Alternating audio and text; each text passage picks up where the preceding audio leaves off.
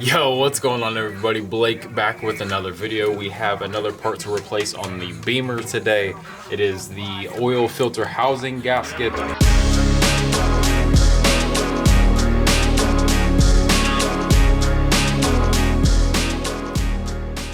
We noticed that there was an oil leak, and probably once a week I'd have to put a whole quart of oil in, and that was a little bit too much for my liking. So I knew something was wrong. We opened the hood, and you can see right here in the front. So BMWs have their oil filters right on top of the engine bay. And then this is the oil filter housing, and it is cooled by coolant. So we have a coolant line right here. Oil filter obviously, and then there's like 3 bolts that are going to house this or mount this. Then it's right next to that Mickey Mouse bolt that I showed in the last video. So we'll have a couple sensors to pull off the housing itself. Then this seal is going to go against this mount of the block and make sure all that's cleaned off. If this isn't taken care of, it's actually a really bad thing to not replace. So if it gets really bad, which you can probably see on some videos that are on YouTube already, that if you don't take care of it, it's going to get to your serpentine belt, and your belt could get damaged or broken into shards, and end up going into your block, which obviously a belt inside of your cylinder head is not a good idea. So we're going to go ahead and take care of this so we don't have to put 2 quarts of oil on our trip to Ohio again, there and back. So in the air like a penny.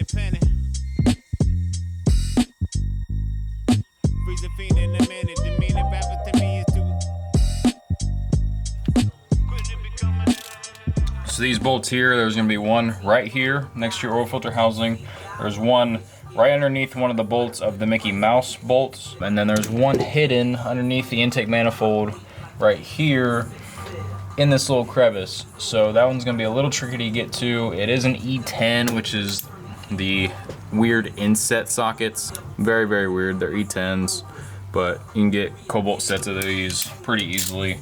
So yeah, these are going to be kind of fun to get to. That bottom one is going to be a pain in the butt. I think I can get a wrench in there. I might be able to get like an 8mm 12-point wrench on that and be able to spin it. I'm going to try that on this little bolt here to make sure that that would work, and I won't break off any splines. I think an 8 12-point wrench is going to work good for that. Let's see here. Ow! Okay, let's try PB Blaster with some penetrating oil on this and let it sit for just a moment. And already my hand right here from pressing with that wrench already feels freaking bruised. By the looks of it, this 8mm is going to work pretty well for that size of E10 bolt. So I waited about 5 minutes. We're going to go ahead and try these 2 bolts. Each 3 of these bolts are different sizes, so don't mistrack or misplace them. An extension wrench would be sick. This one on the manifold, underneath the intake manifold, I used my wrench here and took my hammer and broke loose here. It worked well, didn't break anything, and now I think I should be able to get, I got enough tension taken off of this, I should be able to get my 8mm ratchet end wrench. Ratchet end wrench did justice. Ooh, ha, sucker. That is the beautiful thing of learning from family, from friends. I'm gonna go ahead and pull these bolts and see what happens. I shouldn't lose a bunch of fluid, but whatever happens. To save that process, we could have lifted the car up and drained and reused the coolant and just drained it and put it back in. Go ahead and pull this oil filter cap to see if any of that pressure will be relieved and let that oil kind of drain out. That would be very helpful so it doesn't get all over our belt, because that's the last thing I want to do is have to replace the freaking belt. Ooh. My hand feels jacked up bad.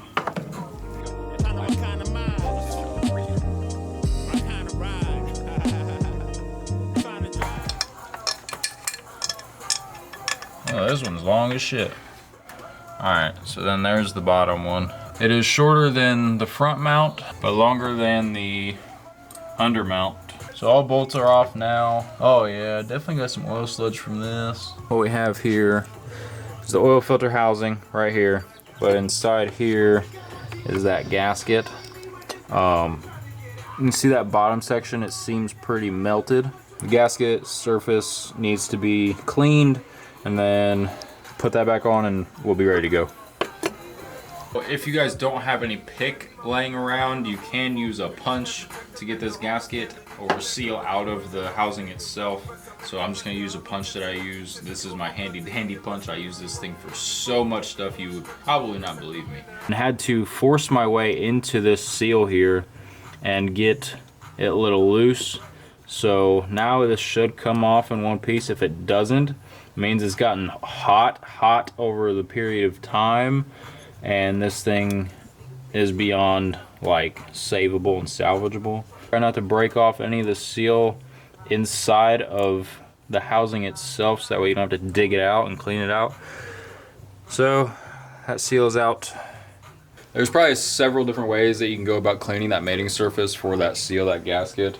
I'm gonna go ahead and probably use not a Brillo pad, probably a cleaning pad. Really want to make sure this seal seals correctly. Looks good for my house. Darren, that's a note to you. Or note, I should say. Cool, new seal time. Bow!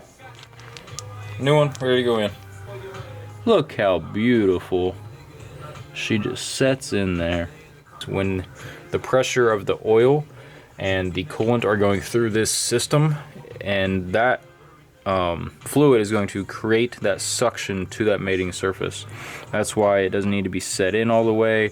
Plus, your mating surface needs to be cleaned so you can create that good mate between the surface and the gasket seal, plus the housing filter itself. At least want to spray off the area of the belt, because it did get coolant on it, and I don't want coolant or oil for that matter to ruin that belt. For serpentine belts, anything like that, you can mostly clean them with warm soapy dish soap. So I'm using a little bit of Dawn, some water, and I'm gonna let that kind of run down the path that the coolant would have gone. So I'm gonna let that do its thing for just a moment, and then clean it off and spray it off with fresh, clean water. I'm gonna start probably with this top one to get it pulled in. So our top one was the long bolt. So I'm gonna go ahead and get this one kind of started, because that'll help adjust and pull in the other two, at least into the right position. This bolt should be really fun to put back in. I pray I don't drop this thing. I finagled that little back bolt back under here with my right hand instead, and she went in. We'll put that bottom one in too. I got this back one started, and as you can hear, got my ratcheting wrench on that baby. Well, the tightening is now done. 1, 2, and 3 underneath the manifold. No shake, no rock. I'm gonna go ahead and spray off the serpentine belt with some water and put back the oil filter, and we should be good to go. Well, that wraps up another video for the Beamer, basically. So we have basically a playlist of the car now.